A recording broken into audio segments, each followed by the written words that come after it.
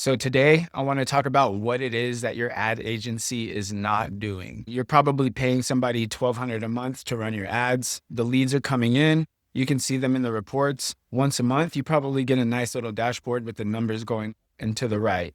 And your revenue is probably still where it was before you even hired them. I've had this conversation with a lot of different decorative concrete and coating contractors, and almost every single time the agency is actually doing their job just fine. The problem is that nobody is doing the other job that's in the business. So in this video, this is what I'm going to walk through. The two completely separate jobs in getting a customer and why most contractors have only ever paid for one of those to get done. We'll also look at what actually happens to a lead in the gap between the ad firing off and then somebody picking up the phone. We'll look at how to tell in about 5 minutes which of these two is broken in your business, and 3 questions to ask your ad agency if you have an ad agency. I'm not going to tell you to fire anybody. Most of the time, that's actually the wrong move, and I'll explain why. Like I said, there's 2 jobs in getting a customer. One job is making the phone ring. That's going to be your ads, your SEO, the Google profile, your referrals, anything that is putting your name in front of somebody who wants a floor. Job 2 is everything after that. Somebody answering that lead, somebody qualifying that lead, somebody booking the on-site with that lead. Somebody has to show up. They've got to give a number, and it just, and to keep following up until there's a yes or a no, right? 2 different jobs, 2 different skill sets, and they break in 2 completely different ways. When you hire a marketing company, you're buying job 1, that first part, making the phone ring, right? That's the whole product. Now, here's the part that trips people up. Job 1 is actually really easy to measure. You can figure out your cost per lead, the impressions, the click-through rate. So job 1 is what actually gets reported on. That dashboard is full of job 1. Job 2 happens inside your truck, on your phone, in your head at 9 o'clock at night, whenever you remember to call that guy back, right? Nobody's measuring that. So when revenue doesn't move and everybody goes and looks at the dashboard says, hey, job 1 is fine, because it is fine. So there's a gap in there that nobody looks at, right? Let me walk you through that gap, because I just don't think most people have ever actually laid it out. If a lead comes in at 2 o'clock on a Tuesday, the job of the ad is complete. That person is now in your world and they're interested right now. So who knows about it? Does anything go back to them automatically? How fast is that happening? Is that in seconds, or is it whenever somebody gets around to it?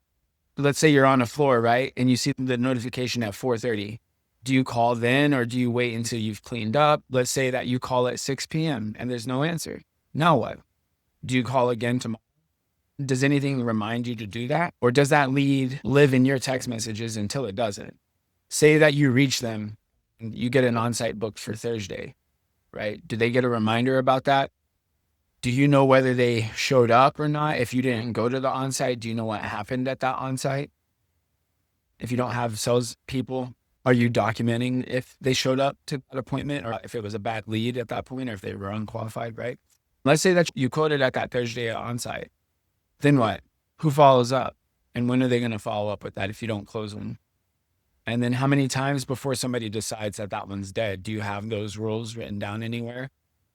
And when it's dead, does anybody write down why that job didn't close? And every one of those things that we just went through, that's job 2, right? So go back through that list I just listed, right? Not one of those questions is actually on that ad agency, the marketing agency's dashboard. Not one of those is going to be something that they claim that they handle. And honestly, most of them would tell you straight up if you ask them. So every single one of those is in a place where a lead you already paid for quietly stops existing. And here's what makes it so hard to see. Like I said, nothing fails loudly. Nobody's actually can see, you sending the quote on your couch or not, or following up on your couch or nothing, right?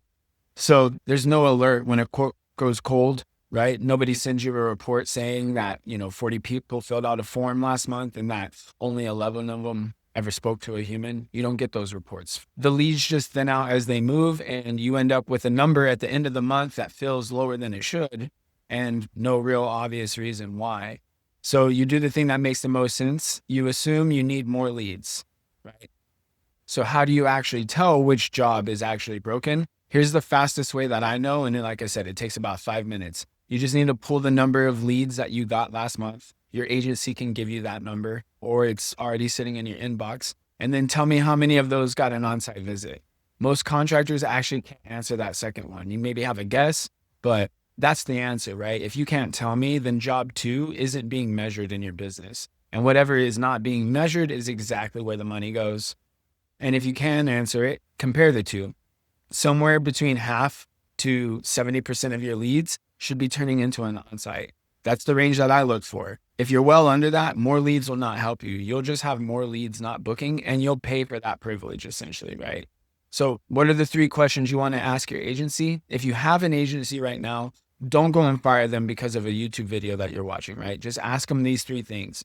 What happens to a lead after it comes in? If the answer is about, the ad, the targeting, the creative, then they do job 1.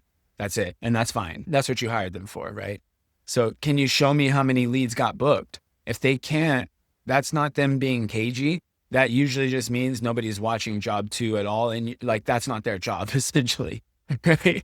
They don't deal with your leads getting booked. They got you leads. They're a lead generation company, right? Then also ask them who's responsible for following up after a quote gets sent out. If the answer is still you, then you already know where the leak is at, right? So none of those are gotcha questions. A good agency will actually be able to answer all 3 of those and then tell you plainly that their scope ends whenever that lead arrives. That's not a bad thing for them. That's literally their job, is to make the phone ring. Now you have to close that lead.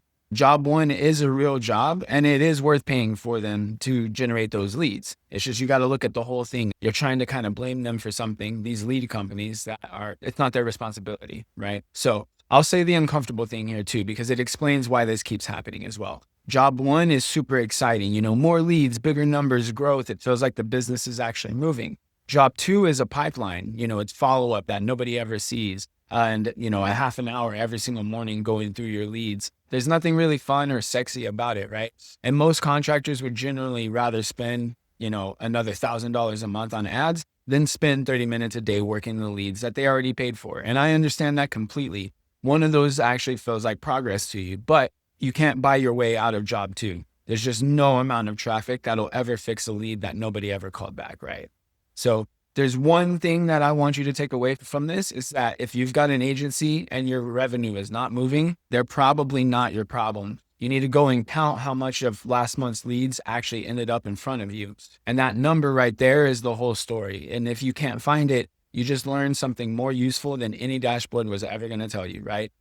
So if you really want some help trying to figure out where you stand with all of this, and you want somebody to go and count it with you or help you figure that out, that's exactly what we do. We do run a free revenue leak audit for established contractors in the industry. It takes 15 minutes. We'll tell you which of the 2 jobs is costing you money right now, and you can do whatever you want to do with that. It's super free, super fast. You just fill in a couple things. I'll leave that link in the description. And if this was useful, make sure that you subscribe, and I'll see you in the next one.